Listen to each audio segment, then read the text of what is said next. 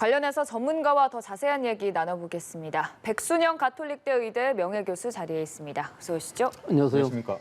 일단 원숭이 두창 참 명칭도 생소하고 어떤 질병인지도 궁금합니다. 이름에 원숭이라는 동물이 들어가기도 하고요. 설명을 해주신다면. 예, 이 세상에서 제일 큰 바이러스가 사실은 이 퍽스 바이러스, 두창 바이러스입니다. 아, 네. 근데 사람한테만 감염되는 것은 천연두라고 그러는 거고요. 네. 사람 두창 바이러스요. 원숭이 두창 바이러스가 있고 또 우리가 잘 알고 있는 우두, 소에 있는 우두 바이러스도 있고요. 그다음에 뭐 양이라든지 양은 이름이 아구창 바이러스입니다. 염소에도 있습니다. 그런데 이 원숭이 이 두창 바이러스인 경우에는 사람한테도 감염이 확인되었기 때문에 인수 공통 전염병이라고 할 수 있죠. 네. 1950년대에 처음 발견이 됐지만 실제 사람한테 감염된 것이 발견된 것은 1970년에 콩고에서 처음으로 인간에도 감염이 된다는 것이 알려졌고요. 사실 2003년에 미국에서도 한 100명 정도가 이 감염이 된 적이 있었는데 그걸로 집단 발생 정도로 끝나고서 넘어간 상황인데 지금 이 풍토병, 아프리카의 풍토병이 아닌 유럽이나 뭐 전 세계적으로 좀 한 200건 가까이 발생하는 건 굉장히 이례적이라고 할 수는 있습니다.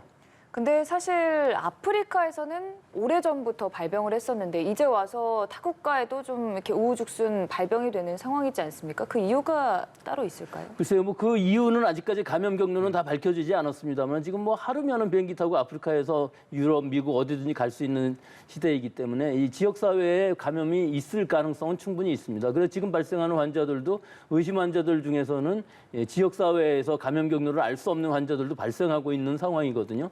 하지만 지금 이게 만약에 코로나19였다고 그러면은 이 정도 시간이면은 굉장히 큰 유행이 있었을 것으로 보이는데 전염력이 상대적으로 상당히 약하기 때문에 사실은 지금의 유행의 확산은 아직까지는 염려되고 있지는 않은 상황입니다만은 일단 이례적인 것은 분명하죠. 자, 그러면은 사실은 코로나19가 전 세계적으로 번지면서 각국이 이제 하늘길을 닫지 않았습니까? 이제 그러다가 그게 이제 일상 회복하면서 열면서 갑자기 사람들이 가게 된 그런 이유가 있을까요? 그렇죠. 그것도 그런 부분도 분명히 뭐 이유로 될 수는 있겠습니다만은 사실은 제일 중요한 것은 우리가 이 사람의 천연두 바이러스라는 것은 사실은 1977년에 소말리아에서 마지막 환자가 생기고 그 이후에 79년에 전 세계적으로 예방접종을 그만뒀습니다. 그리고는 1980년에 WHO에서 박멸 선언을 했거든요.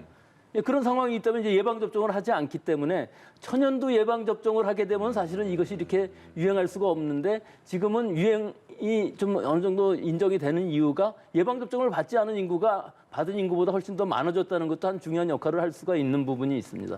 또 천연두와 이 원숭이 두창 바이러스는 항원 결정기라고 그래서 우리 코로나19에서는 돌기 단백질이라고 그랬던 거 있지 않습니까? 이것들이 다 같은 종류로 가지고 있기 때문에 공통적으로 가지고 있기 때문에 서로 간의 교차 면역이 성립할 수가 있어서 사람의 천연두 백신을 만약에 사용한다 그러면 원숭이 두창 바이러스에도 85% 정도 예방이 가능하다고 지금 알려지고는 있지만 사실은 이게 그다지 많은 환자가 있는 것은 아니기 때문에 이 숫자 자체는 확실하지는 않습니다.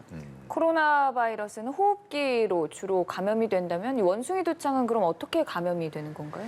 이 바이러스도 사실은 호흡기로 가능합니다. 감염이. 즉 우리 몸에서 이제 발진이 나고 스포성 발진이 생기면서 거기서부터 바이러스가 발생을 하겠는데 초기에 감염되었을 때는 우리 상기도에서 증식이 되기 때문에 호흡기로서 비말로서도 감염은 가능하기는 한데 굉장히 감염력은 약합니다. 그거보다는 오히려 대부분의 감염은 직접적인 밀접 접촉, 드물게는 물건에 의해서도 접촉이 가능하기 때문에 감염이 될 수는 있습니다만 대부분의 경우는 아주 밀접한 접촉에 의해서 감염이 되기 때문에 감염 경로는 사실은 상당히 제한적이라고 할 수가 있고 그런 부분에 있어서 유행의 확산이 그다지 심하지는 않은 것으로 알 수 있는 것입니다. 이 원숭이 두창에 감염된 사진들을 보면은 상당히 심각해 보이더라고요. 증상으로는 어떤 것들이 있습니까? 예, 뭐 증상은 호흡기 증상들이 많이 다 있고요. 처음에 발열부터 두통, 여러 가지 피로감, 근육통부터 시작을 해갖고 호흡기 증상 이외에도 나중에는 설사라든지 출혈 같은 것들도 다 있을 수가 있는데요. 제일 특징적인 증상이 이런 기본적인 증상이 나타난 이후에 1 내지 3일 후에는 발진이 생기고 발진이 생긴 후에 전신으로 수포성 발진이 생기기 때문에 물집 같은 것들이 전신에 생기기 때문에 굉장히 무서워 보이지만 그렇게까지 심각하게 가지 않는 것이 대부분이고 사망률도 상당히 낮은 편입니다. 그렇지만 3에서 한 6%라고 얘기하는 것은 사실 의료 체제가 좀 정비되지 않은 국가들에서는 3 내지 6% 정도가 될 수가 있습니다만은 의료 체제가 잘 정비되고 바로 임상으로도 진단을 할 수가 있기 때문에 초기에 진단하고 치료하고 또 면역력이 생기게 되면은 사실은 사망률 자체는 그다지 높지 않을 것으로는 보이는데 소아에서의 사망률이 대부분인 것으로 알려져 있습니다. 그러면 저희가 이제 그런 저런 사진들을 많이 좀 인터넷에서 찾아보면 대부분의 이제 그 아프리카 쪽에서 이제 걸리신 분들의 사진인 것 같더라고요. 이제 그런 부분이 아프리카에서 약간 의료 체계가 좀 부실하고 이런 부분 때문이지 저희가 한국 같은 경우에는 그렇게 크게 걱정 안 그렇죠. 예, 그렇게까지 심각하게 갈 경우는 거의 없어 보이고 특히 천연두에 비해서 이 원숭이 퍽스 바이러스, 원숭이 두창 바이러스의 경우는 증상이 상당히 약한 편이고 사망률 자체도 사실은 낮기 때문에 이 사망률이라는 것은 의료 체제와 굉장히 밀접한 관계가 있기 때문에 어린아이들 같은 경우 이 두창 바이러스에 감염된 이후에 면역력이 떨어지고 거기에 2차 감염들이 생김으로 해서 사망하는 케이스들이 많기 때문에 사실은 사이도포비어라는 이 항바이러스제가 있고요. 네. 또 지금 개발되어 있는 상용화되어 있는 이 천연두 백신 같은 경우도 지금 덴마크에서 개발된 지노이스 같은 경우에 있어서는 사실은 접촉 후 4일 이내에 접종을 받게 되면은 감염을 예방할 수 있고요. 접종이 접촉 후입니다. 전이 아니고. 예, 그다음에 14일 정도에 맞게 되면은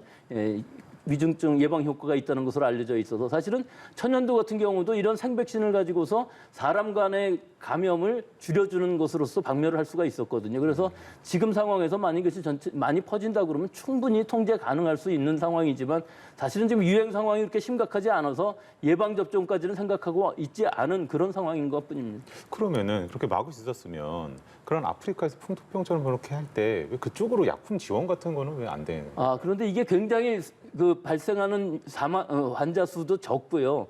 또 이 예방 접종이라는 것이 우리 천연두 예방 때도 그랬습니다만은 백시니아 바이러스라는 것을 사용하게 되는 게 생백신이 되어서 네. 예, 천연두의 발생을 예방하는 것보다 오히려 백신이나 바이러스의 이 예방 접종에 의한 후유증들 또 원하지 않는 사람들한테 감염됨으로 해서 생기는 여러 가지 부작용 사례들 이런 것들 때문에 일반적인 대중에게 지금 접종을 하기는 상당히 좋지는 않은 시기라고 보이고 이것이 정말 전 세계적으로 이 유행이 위험한 상황이 된다면은 접종도 충분히 고려해 볼 만하고 이것들에 대한 승인은 뭐 아직까지 원숭이 퍽스 바이러스에 대해서 승인한 것은 하나 정도이지만 여러 가지 백신들이 아주 간단하게 만들 수 있는 것이기 때문에 충분히 경제적으로 싸고 좋은 백신들을 개발을 해서 고위험군들한테 맞출 수가 있고 사실은 접촉 후에도 치료 목적의 백신으로도 사용할 수가 있기 때문에 큰 위험성은 아직까지는 없다고 볼 수 있습니다. 그러면 아직까지는 국내에 유입될 가능성도 좀 적다고 보시는지? 굉장히 적지만 뭐 없다고 할 수가 없겠죠. 이게 적은 이유가